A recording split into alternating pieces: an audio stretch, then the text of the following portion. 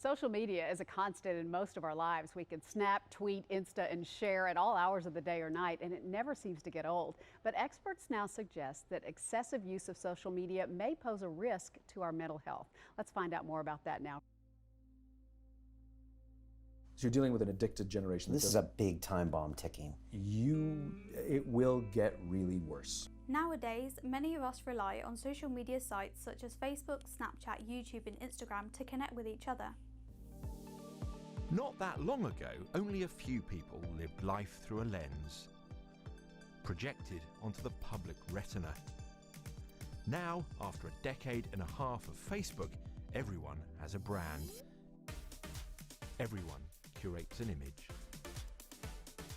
Even though these social sites do have their benefits, it's important to keep in mind that social media can never actually replace real-world connections.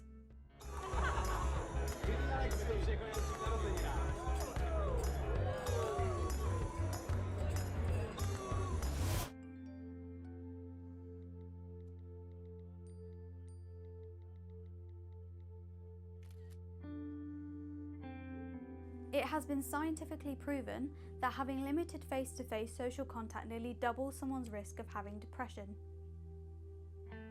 We know, the science is clear, we know that people who spend more time on Facebook suffer higher rates of depression than people who spend less time on Facebook.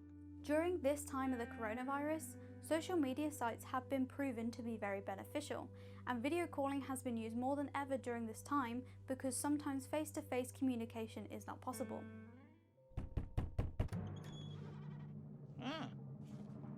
Wow! Hey Portal, call Kermit! Fozzie! Kermit! I sent everyone a portal so we can be together no matter where we are! And now we're video calling? We're video calling! Woo! Ironically, these social sites are designed to bring people closer together. However, too much exposure to social media can make you feel more lonelier and isolated. Human beings are profoundly social creatures.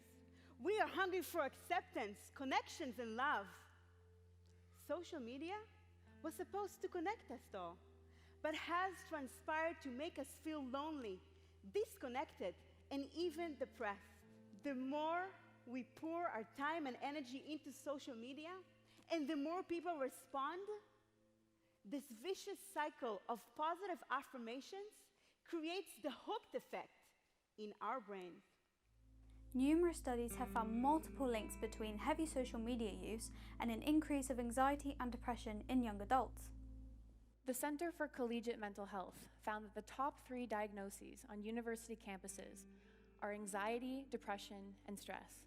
And numerous studies from the US, Canada, the UK, you name it, have linked this high social media use with these high levels of anxiety and depression. I recently interviewed a good friend of mine on the experiences that social media had on him while suffering with anxiety and depression. Do you think that social media made your anxiety and depression worse? Yes, I do think it kind of contributes to my depression and anxiety because with posts on Facebook, like I've said before, you can see certain things where you don't feel like you belong and you don't feel like you fit into that stereotype kind of category.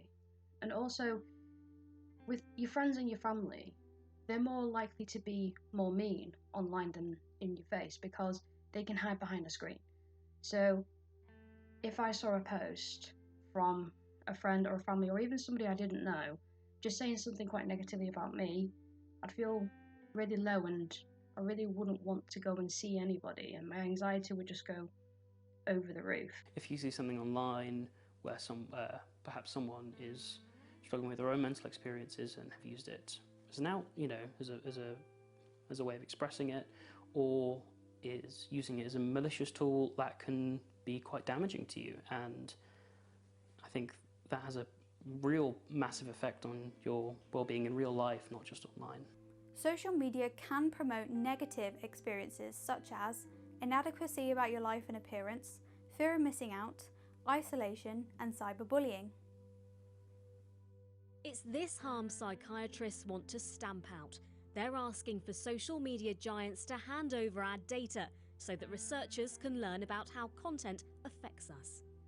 Do you believe that social media negatively affects young adults, and why do you think this? Yes, I do think it affects young adult social media because with social media, they can have certain posts on there that will kind of fit into that stereotype where the woman is always thin and the man is always muscular and fit. And if you're looking at those posts all the time, 24/7, from different social media apps like Instagram or Facebook, you're going to feel quite negatively about yourself. And you're going to think, why do I look like them? I should look like them, but I don't. And this can just make your depression worse because you just feel like you're not good enough for anyone. And on the anxiety side, you'll feel like you shouldn't go out because your friends and family shouldn't see you with this body. One of the things that's so insidious about it is impression management. Right. Tell me what that means. So it's sort of like a business card. You're putting your best face forward. People are not sharing things that make them look vulnerable or that have any sort of negative effect on the way that they're showing their face to the world. So, of course, everything that they're posting is sort of like a highlight reel. And if you already feel quite negative about the way you look as well, and you see just posts of people looking the way you want to look, you're going to feel quite bad. Even if it is your friends, like, the post doesn't have to be negative. It could just be somebody doing a milestone about how much weight they've lost, for example, or just showing that they're at the gym, like nothing malicious. And you see that, and you could just think, well, I don't look like that. So combine that with the fact, so you have an addicted generation that doesn't have the skill set to ask for help. Combined with the fact that they're so good at Facebook and Instagram, they're good at putting filters on everything. So they're good at showing you how smart and strong they are. These kids who commit suicide, you go look at their Instagrams, you would have no clue that they were depressed. Now the big question is, how do you think social media negatively affects young adults who are suffering from anxiety and depression?